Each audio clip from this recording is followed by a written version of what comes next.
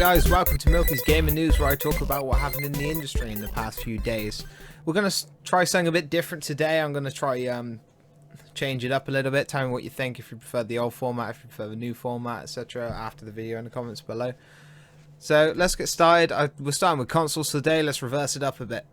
So the first thing we're going to look at is the Nintendo's new patented controller. Although it is just a patent, it does look pretty interesting. I got a little image you guys can look at.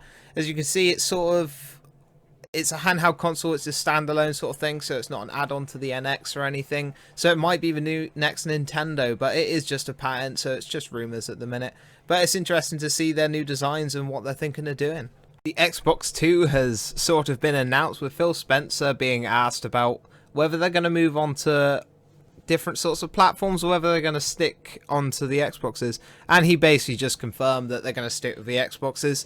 So it's time to start speculating what we're going to call it. Xbox 720, Xbox 1080, Xbox 2, although that would make no sense. Although compared to the last console, it'll probably be Xbox 5. God knows. Take your own guess, and let's move on to the next bit. Xbox have introduced a new app called The Mall. It's quite an interesting feature. It's probably going to be the future, to be honest, guys. So don't be worried if your kids start spending a lot of time on this Xbox. But basically, it's an app that lets you try on clothes on the Kinect. So the Kinect will show a picture of you. You'll choose what clothes you want, and then it'll overdress you. So you get a sort of preview of what you're going to be buying. So it's an interesting thing. Obviously, the clothes will cost money and that sort of thing, but a lot of companies have already signed up, and there will be more to come, so that'll be interesting to see on how that affects the Xbox, as they did say it is an all-in-one console. So here's the new feature, guys. I'm going to try do it, showing some clips. But the next bit of news is for Xbox and PlayStation 4. But Assassin's Creed is getting a new update, so it will be interesting to see how that goes forward. But I believe it is just bug patches, with the issues coming onto the consoles of the game mainly, as usual. So they've done a big update, and it's fixed a lot of the issues. So it will be worth getting back on if you guys want to pop back on Syndicate. I do like Assassin's Creed myself, and my girlfriend plays it a lot, so I'm sure we'll be playing that soon. As some of you already know, they introduced backwards compatibility on the PlayStation 4 for the PlayStation 2 games, following in Xbox's footsteps.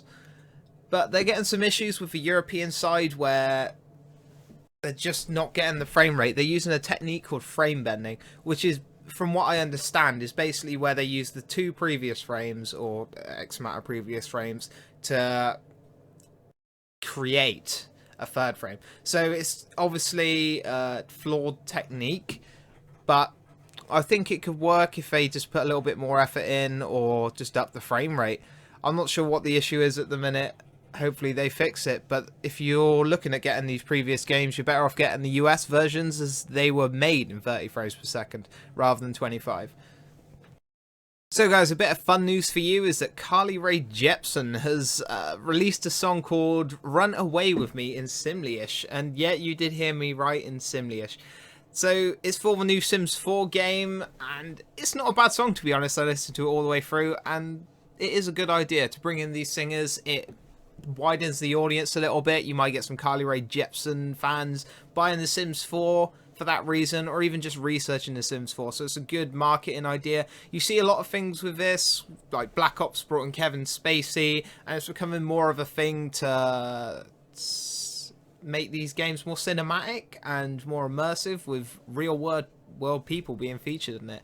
So it's a good idea, and I hope to see more of it in the future, to be honest. So guys, a little update on Destiny Sparrow Racing is that there's an exploit for real money rewards, but it's not really real money rewards. Basically, you can buy this book, and in that book is achievements. And by completing these achievements, you get rewards. But you can access the book without buying it. If you go into the Eververse microtransaction store, you can actually preview the book and see the achievements, but the problem is that you can complete the achievements without buying the book and still claim the rewards in the preview version. I don't expect this to stay around very long, and I don't know how they're going to fix that, as that is going to be a major issue, and I expect a lot of people have already found out about it. But with the Sparrow patch, there's been a lot of issues, like apparently do not decrypt, I believe that's the right word, the legendary boots. I'm not sure what the issue is, but when I was reading, several places just said do not decrypt the boots. So be prepared for a quick patch, a hot fix probably in the next day or two. I really can't imagine this sticking around very long. Carrying on with the Destiny theme is that Dying Light has announced a free water DLC. And it was a joke with Destiny, where they did the usual, oh, buy our energy drinks, we'll give you some free stuff. And there are codes, obviously, on the cans and stuff.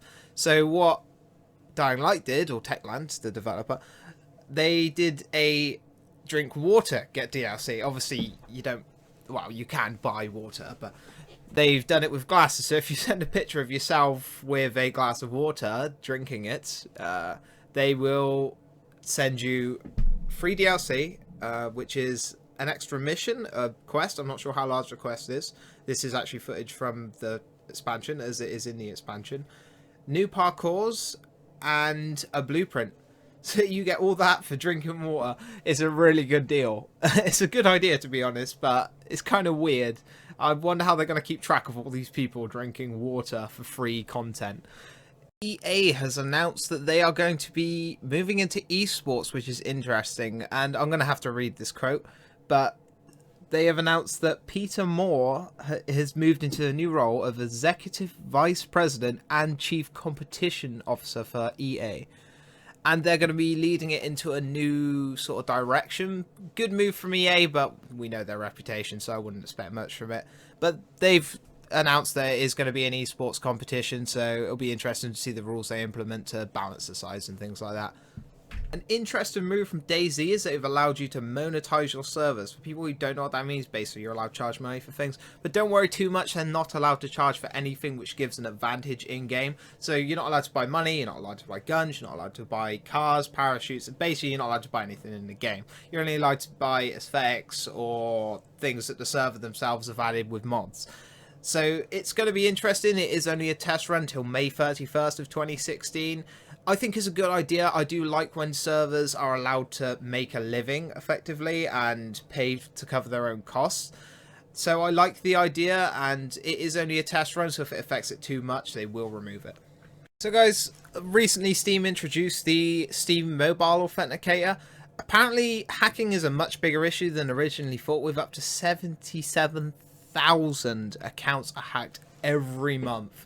So it's a good thing they've brought in this security, as I did say in the episodes before. So I'm glad they've done it, and we'll see how it gets on. I don't expect to see any change, maybe some improvements, but it's a good idea, and hopefully this will reduce the hacks. The last bit to go through, guys, is that the R8 finally, as a Counter-Strike player here myself, has received a nerf, and I have not been playing Counter-Strike because of the R8, which was ridiculously overpowered. But the nerf basically means they've downed the damage, I'm not sure how much. They've increased the time it takes to fire and the accuracy. And decrease the accuracy. But I'm glad to see this nerf. I'll be getting back into Counter-Strike now, and yeah, if you watch my stream, I'll be playing some more. Hey guys, I'll keep this short, I'll keep this sweet, but thank you for watching today's episode. Tell me what you thought of the new format. Sorry for it being so long, I just talked about the issues longer than I thought I would. Thank you again for watching. Give it a thumbs up if you liked it, a thumbs down if you want to make me cry and you didn't like the video. But always, go leave a criticism down below, leave a comment, and I'll speak to you next time.